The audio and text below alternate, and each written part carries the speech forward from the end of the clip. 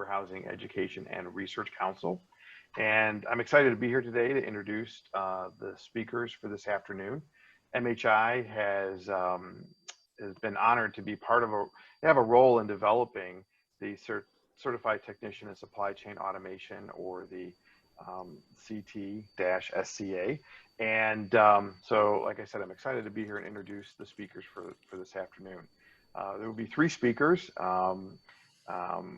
Steve Harrington will be our first speaker, and then we'll be turning Steve Harrington as the industry liaison with the National Center for Supply Chain Automation. He'll be turning it over to Neil Reddy, of course, the CEO of MSSC. And then wrapping it up will be Paul Perkins with AMATROL. And these organizations have come together to develop the certification for the industry. MHI is proud to be a partner in helping to develop it and support it, and share its availability with the industry going forward. So with that, I'll turn it over to Steve and get started with learning more about the CT-SCA. Thank you, Michael, and good morning or good afternoon, depending upon what part of the country you're in. My name is Steve Harrington, as Michael indicated, with the National Center for Supply Chain Automation, or also known as SCA. The focus of our work at the National Center is in the automation technician industry, is in the automation technician space. And Michael touched upon the, here we go. Michael touched upon the speakers for today's session. I want to provide a little bit of background on the National Center for Supply Chain Automation.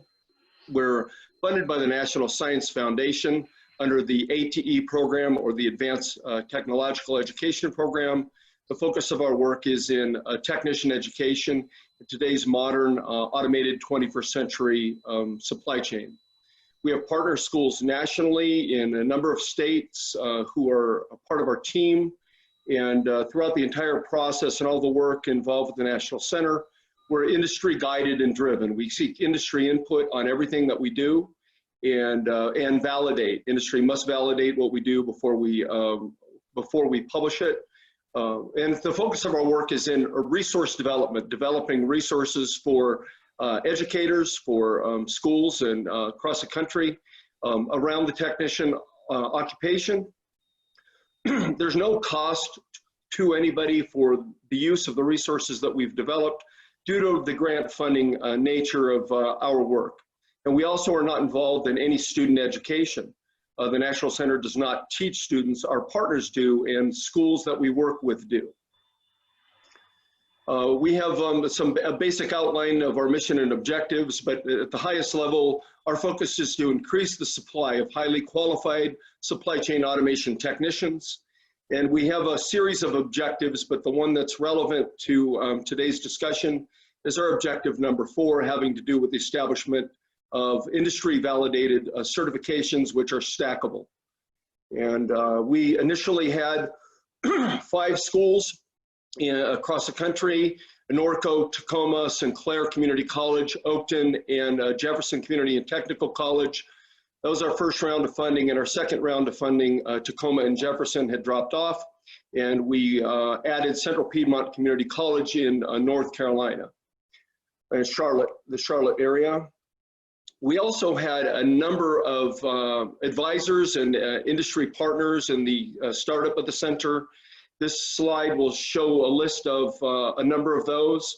2 key ones that are missing as the kind of more modern era is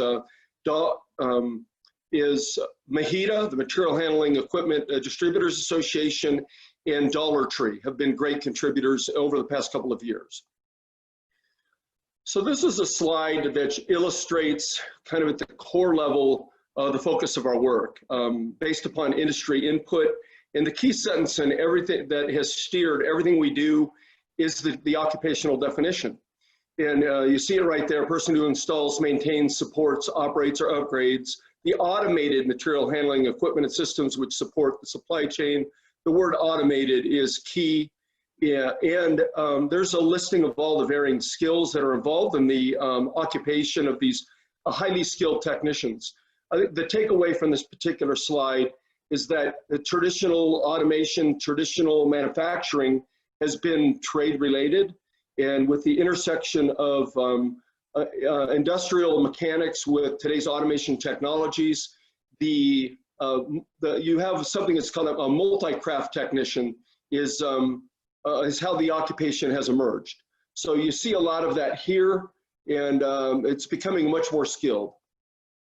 So the NSF funds, through the ATE program, funds technician programs in varying fields of all sorts.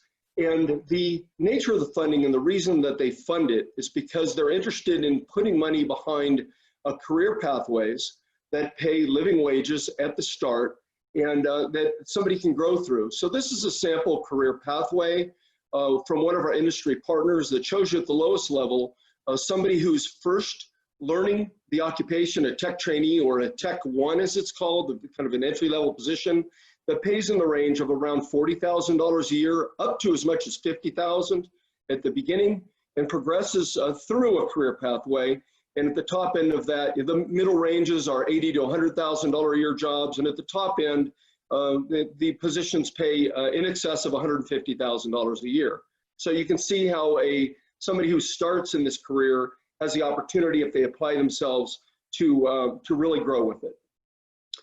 I had mentioned that the National Center develops resources and has developed resources with industry input. One of the key things that we've developed along the way, we had 6 of our industry partners assist us in the development of an iBook called Introduction to the Automated Warehouse. And this is designed as a survey course or an entry-level course. So the issue you have is that so many students today that go to school have no idea about careers in the supply chain. So you have to start with kind of introducing people to the supply chain before they can ever think about getting involved in one of the 155 career pathways that are in the supply chain. One of those focuses is, of course, in the facilities and engineering area, and the automation technician or supply chain automation technician fits nicely into that space. But it's downloadable by chapter by academics, and or use the book in full. There's interactive widgets and an instructor's manual behind it, but it's designed as a survey course, kind of a 100-level course to begin to introduce students to the field of to the automated warehouse. So this is a slide we picked up from a industry partner of ours, Swisslog. Many people drive by warehouses today off the highway. There are these gigantic white buildings. You have no idea what's inside those white buildings. You have an imagination that they might be dark, dirty, and dangerous. But in reality, many of them are highly technical and highly automated in many ways, with investments on the inside of anywhere from $5 million to $200 million in the most highly advanced buildings today. And this is an illustration of the varying sorts of technologies that exist in today's automated 21st century warehouse. And you'll see in just looking at the variety of automation that you would need highly skilled technicians to keep these automated equipment and systems operational.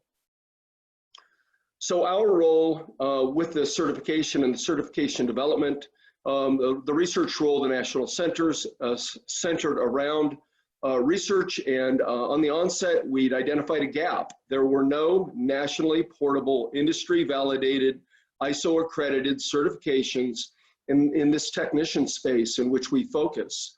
And so as a result of that, with some of our initial industry partners in dialogue with MHI and MSSC, it was agreed upon to enter into an MOU to move forward and look to develop such a certification. The National Center's role was in research, doing the research behind the occupation and working with its industry partners to do this research. So we convened folks from our industry leadership team. I showed that slide earlier, which illustrated a number of our partners. And so I convened group at the direction of the National Center.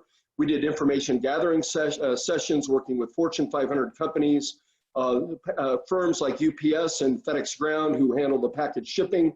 And then, of course, the large group of automated systems suppliers that are members of MHI. And so convened those groups, gathered the information, found out what these techs do, and then we shared that in industry research with MSSC to do what they do in terms of certification development, developing skill standards, assessments behind all of that. And we also had members of our team involved in our industry leadership team involved in the validation of those skill standards and in the device and in the design of the SkillBoss logistics device that Paul will be talking about here a little bit later.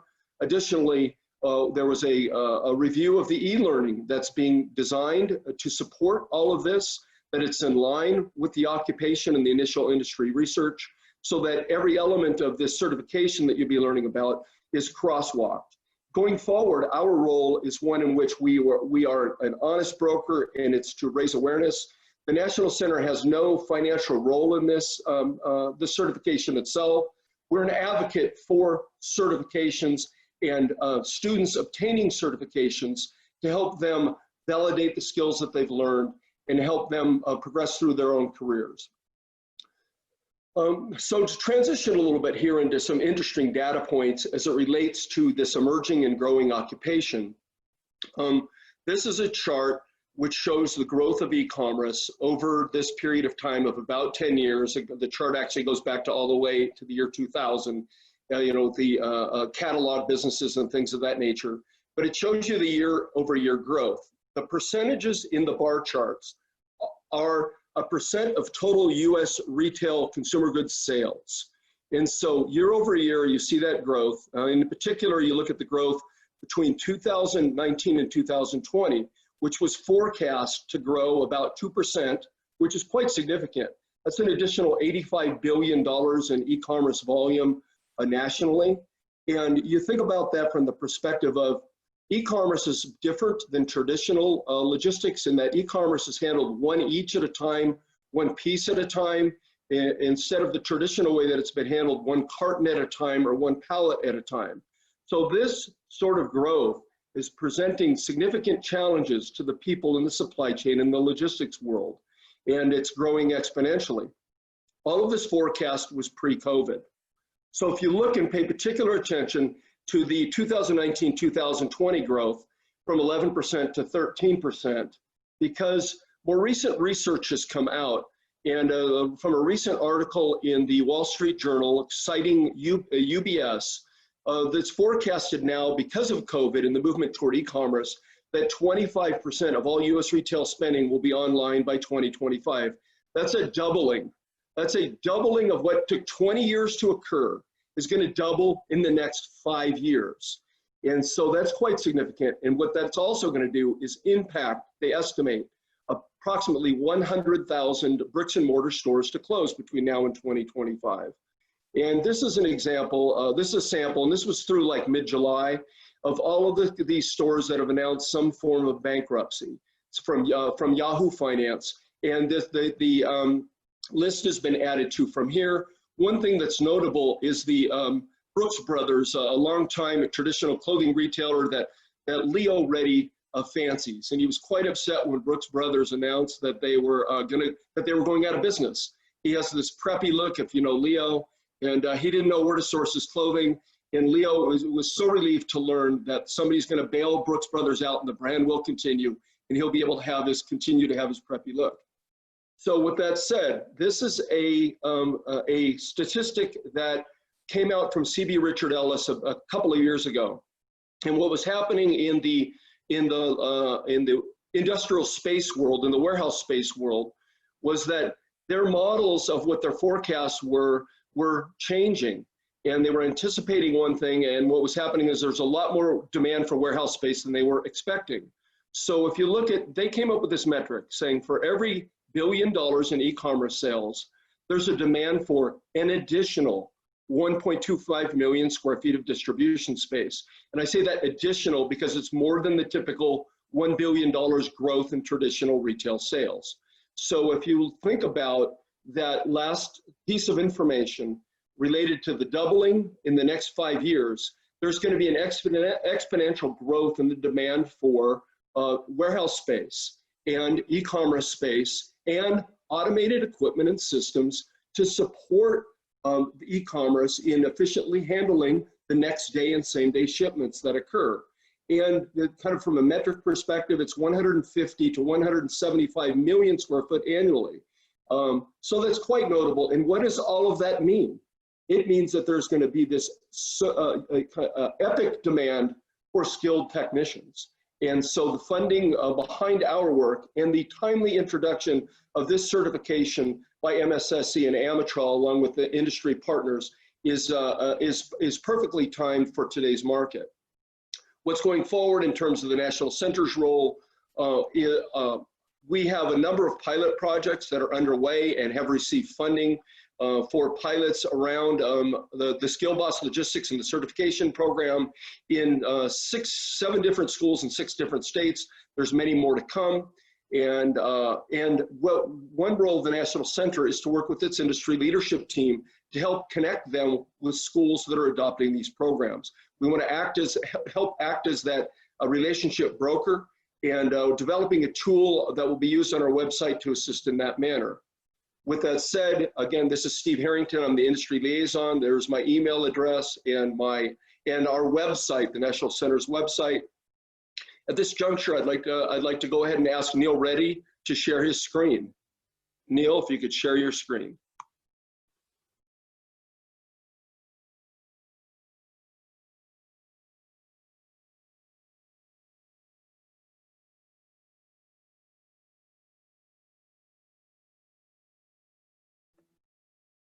Sorry, Neil, you're muted, Neil. Neil, you're muted. Can you please unmute yourself?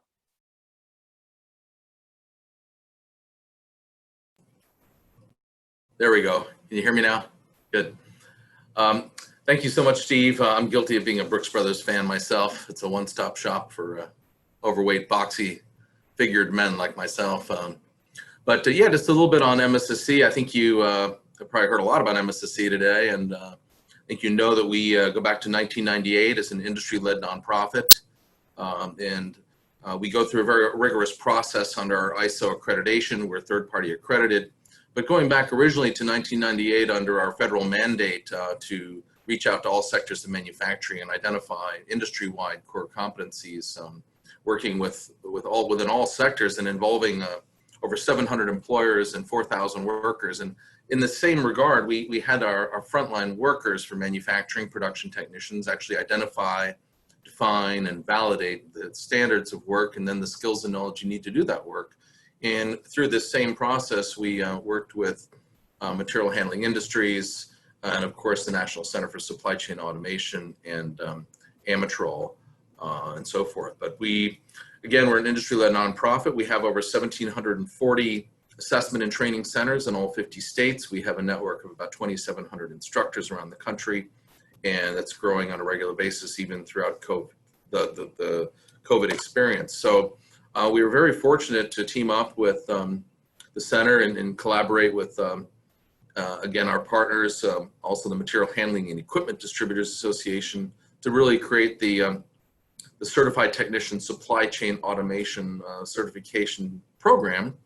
And again, as Steve mentioned, this is a person who installs, operates, supports, upgrades, or maintains the automated material handling equipment and systems to support the supply chain. And like our other certifications, this is a comprehensive system. Again, industry-defined, nationally validated standards are the bedrock. Courseware, instructor training, assessments and credentials, and of course, under our ISO accreditation, we have to maintain a very complex IT system, or registry, if you will, of all of our certificates. So the supply chain automation certifications there are 3 of them. One is the equipment maintenance, and let's move that out of the way. So equipment maintenance is maintaining equipment systems, equipment repair, installing, modifying, troubleshooting, and repairing equipment systems, and network repair, installing, modifying, troubleshooting, and repairing basic controllers and networks. If you look under the area of equipment maintenance, it's extensive. I don't need to read all of these off to you, but looking at performing preventative maintenance, safe use of hand tools, communicate with coworkers, perform technical administrative duties, We also have embedded soft skills in most of these skill area requirements. But you can, on your own time, you can go through all these in great detail. And Paul Perkins will be going into some of the main key activity areas and hands-on skills as they relate to these three. Equipment repair, so troubleshoot machines, mechanical, electrical, hydraulic, pneumatic systems, prepare for repair, repair. Again, I just mentioned those: install, move, or remove equipment. Under network repair, looking at installing, maintaining PLCs and PLC modules, troubleshoot and repair PLCs with discrete IOPLC modules, modifying, troubleshooting, manipulating standard PLC operating programs, install, maintain, and troubleshoot PLC systems with variable frequency AC drives and so forth, and operate and test the equipment of the network systems, scanners, and run the system. So how are these certifications composed, if you will? There are two main components for each. You have both e-learning, and then you have a multiple choice assessment. We estimate the time for each of these certifications to be between about 160 and 170 hours. It's project-based learning at its very best, in that it includes both e-learning and then hands-on work on the SkillBoss logistics device that Paul will be sampling here in a minute. So you're going through both an e-learning experience and you're going through a hands-on experience that's project-based learning, which is really the strongest formula for learning. And there are two assessments. So as you're going through the e-learning, the certificate will sit for a multiple choice assessment for the e-learning. And then as they're going through the hands-on learning on the SkillBoss logistics device, they will actually be given a performance-based assessment. So each of these certifications has two assessments, both a multiple choice and a hands-on performance-based assessment. Now, I can't state the value enough about these SkillBoss devices. We have one for our production technician program called SkillBoss Production. But again, you know, if you're looking at the effectiveness, the cost value, if you were to actually break out all these different hands-on skills and have individual hands-on trainers for all these different hands-on skills, you'd be looking at an extremely expensive suite of different kinds of hands-on trainers. And what these SkillBoss devices do is really incorporate all these skills into one device, one machine that serves as both a training tool and an assessment tool. And they can be brought into local environments. There's a lot of talk these days about rural and urban environments, and being able to provide career paths for these different populations that might not otherwise be able to have this kind of pathway growth model or learning experience. And it makes technician training accessible to a much larger number of schools, company training centers, and rural and urban areas. And we've already been using this very successfully with our CPT Plus hands-on program, which is the SkillBoss production device. So, and also keep in mind that we're third-party accredited under the highest international standard for certifying personnel companies, called ISO standard 17024. So it's very important that when you look at the reality that we have 1,700 plus assessment centers in all 50 states, we have to maintain quality. And one of the main ways that we can do that is by having the same device in all of our assessment centers and all of our training centers. So we don't have the ability to customize individual different training centers. So that's, again, the value of the SkillBoss device. Here's a picture, again, of our CPT Plus production device. And here we go. And I'd like to turn things over to, this is a SkillBoss logistics front view. And I'd like to turn this over this time to Paul Perkins from AMATROL, who's been a wonderful partner of ours for close to 15 years or more. Thanks. Great. Thank you, Neil. So as Neil mentioned, SkillBoss Logistics is the device that's used for assessing the hands-on skills in the CT-SCA certification. Everyone who gets certified must test out on this device to ensure that we have consistency in the evaluation. And the ultimate goal, of course, is to ensure that individuals can actually do the tasks that they'll be expected to do on the job. SkillBoss also has a second purpose, which is to serve as a training device to enable individuals to learn the skills on which they'll be assessed. And as Neil mentioned, there are other ways to develop many of those skills, but this brings it all together in one inexpensive device.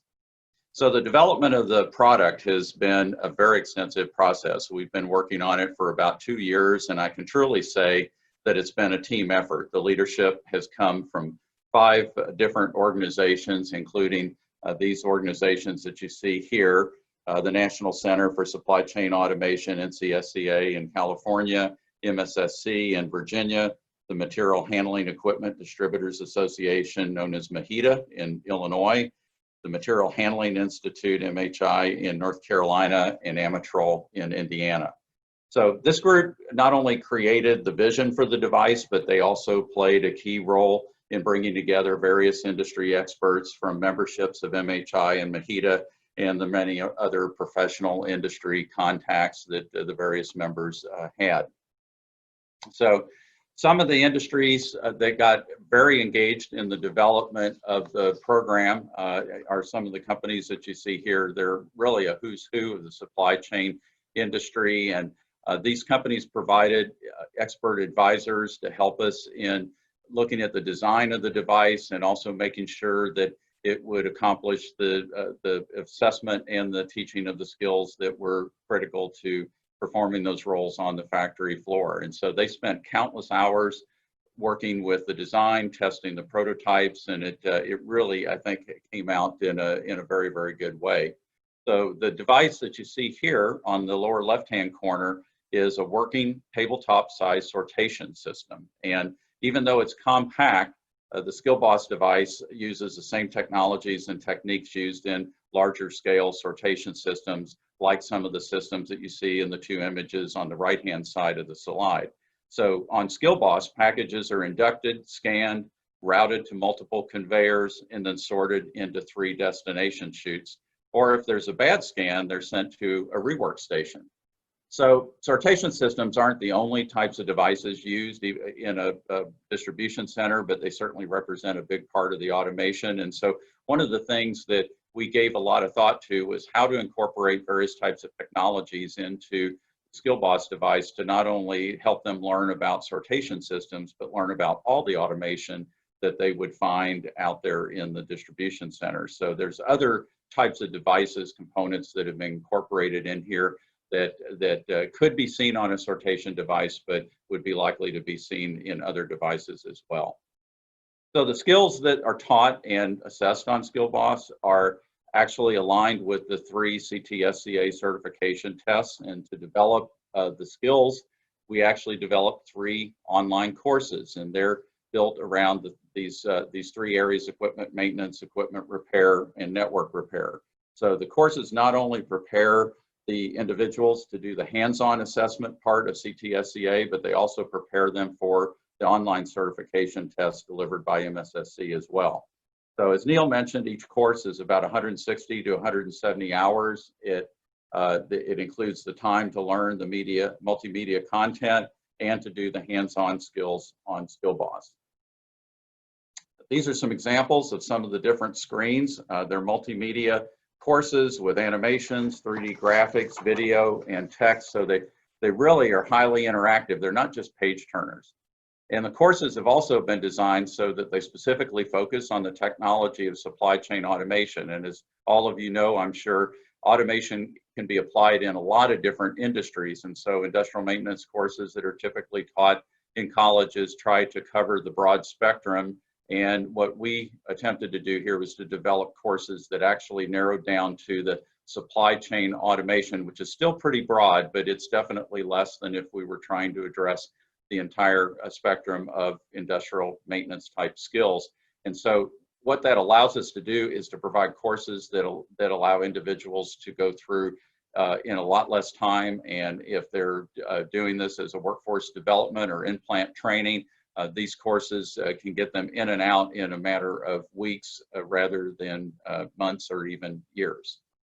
So the courses not only feature interactive multimedia screens and present information, but they also actually allow the students to practice skills, and they do that through simulations that we call virtual trainers. And the reason why we call them virtual trainers is because these screens or simulations actually allow students to hook up circuits, to program PLCs and other different automation devices, and then actually see the behavior of these systems working in simulation like they would see if they were working on various types of training devices, including the Skill Boss logistics. And so in this, I don't think we could have incorporated something like this at a better time for a program like this, but people can practice quite a number of the skills for Skill Boss logistics in their home, and it saves them time when they come to the actual training equipment. And so the skills that are actually taught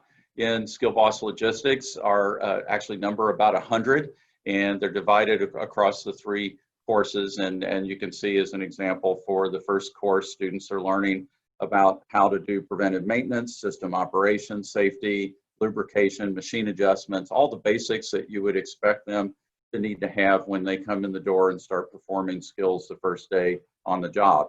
In course 2, they practice installation and troubleshooting of electromechanical devices such as fluid power, DC and AC electric motors, and mechanical power transmissions. So that's the next level on the rung. And then finally, course 3 is the capstone, where they learn to install and troubleshoot controllers, networks, and actually have the whole system in operation. And so these courses actually align not only with the certifications, but very closely with what most of the industry partners stated their levels of technicians were. And I think that's one of the things that has really made this a powerful certification, is that students, as they go through these courses, they're ready after course 1 in certification 1 to actually go to work at a distribution center. And then course 2 gets them up a level, and course 3 gets them up to the final level. So this is actually aligned with the career pathways that we're finding in our industry partners.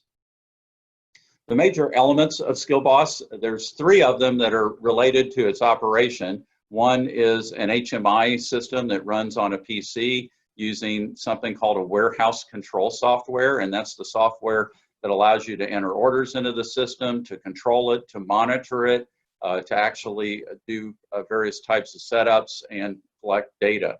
So in industry, we found that there are actually a number of types of software that are being used in distribution centers, and we tried to incorporate elements of all those softwares so that students are learning things that are representative of what they're going to see out there. And then there's a control unit which uses a PLC, an Ethernet network. It uses a variable frequency drive that can communicate over Ethernet as well as discrete I/O.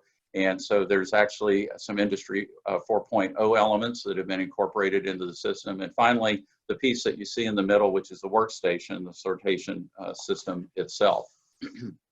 So these items all come together to let the system work as you would find in a distribution center. There's a 4th element that we incorporated into the system that is actually designed to make it not work. And that was incorporated so that we could teach troubleshooting skills. So we have actually used a computer-based fault insertion system called Fault Pro, which AMATROL developed a number of years ago for being able to insert faults into various types of automation systems. And so Fault Pro consists of an electronic circuit board with a processor. It has circuitry and a software that allows us to insert faults across a wide range of components in the system. And then it has a database that allows the system to be able to collect data on the students' troubleshooting activities, so that teachers can use that to analyze the results and the skills of the student, and then to compare it across a wide range of students and understand how to improve troubleshooting skills of the entire group. So we've incorporated over 50 faults into the system. You can see an example of some of the different kinds of faults on the left-hand side, everything from limit switches and sensors to barcode scanners and PLC processors. So it's a wide range of faults that they're going to run into when they go out onto the factory floor. And that's really the idea in the distribution center floor, is to have them be exposed to all the different options that they might have happen to them. Some of these maybe aren't as common as others, but those are often the most difficult things to troubleshoot, are the things that you don't see very often. And so that's why we have such a large number of faults in the system. But using a computerized method of inserting faults gives us the ability to put a lot of different faults into the system and have them do real world problem solving. But it also can be done in a safe way, not only safe for the student, but we're also trying to be safe for the equipment. A lot of times when instructors put faults manually into systems, they can actually damage the equipment or at least create a lot of wear and tear. And this system puts a fault in and takes it back out without doing any damage to the system. It's also an automated approach, and that's useful when you have students in a classroom. You may have many of them doing different activities across the classroom, and if a teacher has to put faults into the system manually, then they're essentially tethered to that system. But with an automated fault insertion system, the student can put faults in and go through their troubleshooting exercises without having the instructor intervening. And then lastly, as I mentioned earlier, is we are collecting data. We have a database that allows us to figure out how we can improve the skills of everyone. So now that I've described the operation of the system, I'd like to show you a short video here, and you can see the warehouse control software, and as the system pans across, you can see the control unit, now the workstation itself. So the critical moving parts are guarded with sensors to make sure that the guards can't be removed. Now you're seeing the packages being inducted onto the system. They're actually setting gaps. There's a barcode reader reading them. If it gets a good scan, it goes off to the lower conveyor on the back side to be distributed. A bad scan, it actually lifts up to a recirculation conveyor, comes to a rework station where it can be, the package can be fixed. In this case, we needed to flip the barcode over, and then it recirculates back to be rescanned.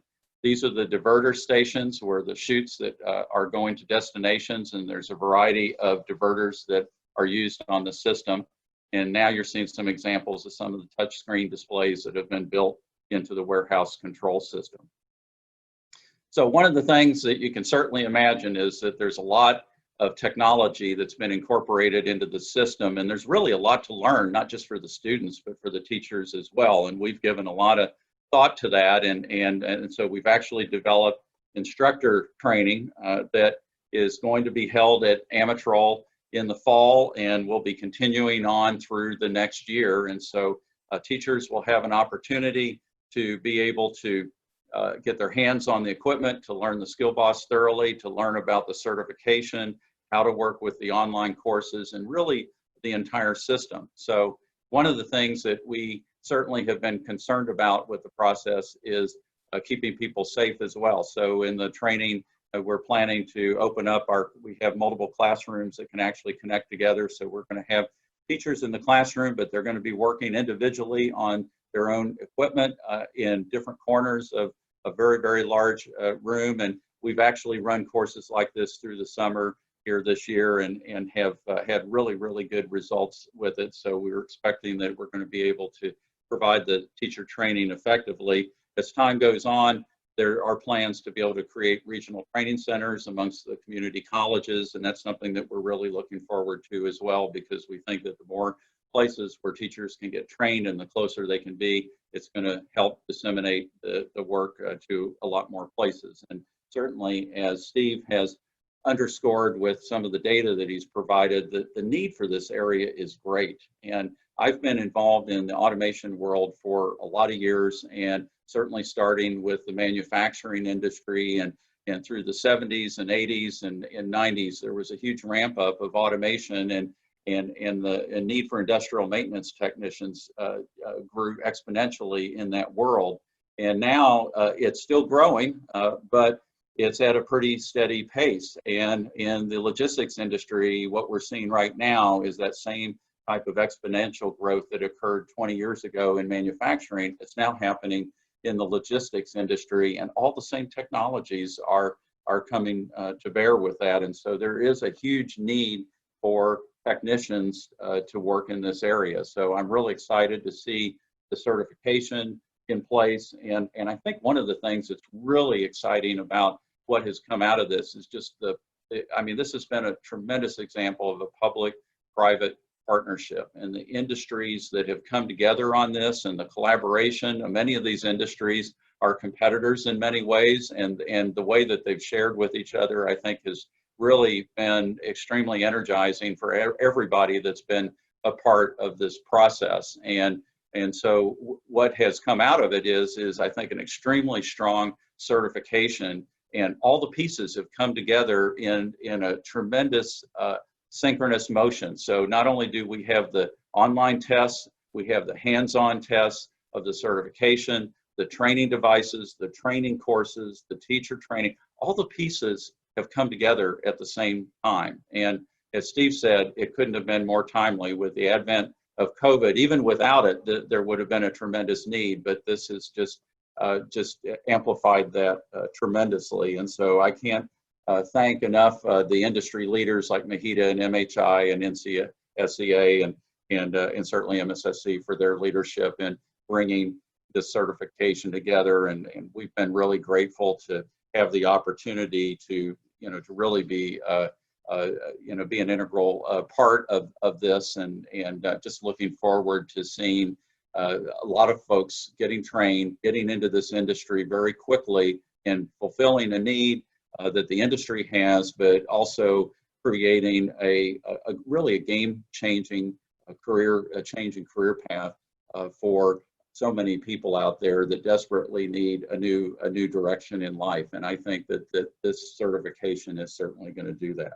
So I want to thank the other presenters today, Michael, Neil, and Steve. I appreciate having the opportunity to be on with you guys. And I want to thank all the participants that in the audience here that have been listening in. And certainly if you have any questions, not only post them on the chat, and MSSC and the other folks will get back to you, but certainly feel free to reach out to me directly, or Steve, or Mike, or Neil. So thank you very much for being on the video conference today, and hope you enjoy the rest of the day. Thank you.